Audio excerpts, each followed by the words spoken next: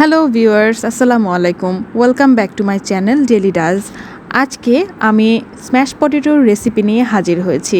Smash potato বানানোর জন্য আমি প্রথমে কিছু আলু সিদ্ধ করে নিয়েছি এবং সেই আলুগুলোকে ভালোভাবে চটকে নিয়েছি। এবার একটি প্যানে আমি বাটার দিয়ে দিয়েছি।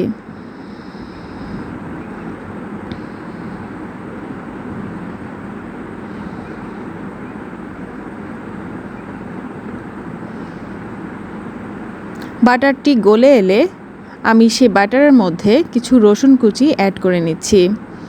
এতে করে সুন্দর ফ্লেভার দিবে। তারপর আমি দুধ গুলে রেখেছিলাম, সেই দুধটুকু আমি বাটার এবং রসুনের মধ্যে দিয়ে দিব, দিয়ে কিছুক্ষণ নাড়ব।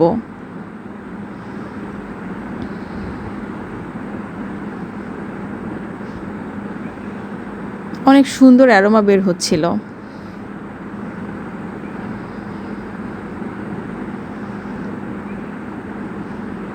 দুধটা এবার ঘন হওয়ার পালা।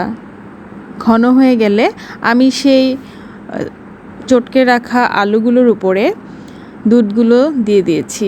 এবার সুন্দর মতো নেড়ে চেড়ে নিব। আর এভাবেই হয়ে গেল স্ম্যাশ পটেটো।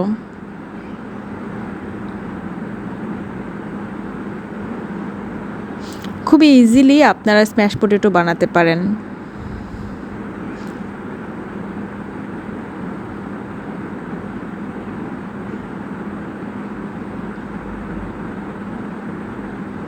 ভিডিওটি দেখার জন্য ধন্যবাদ।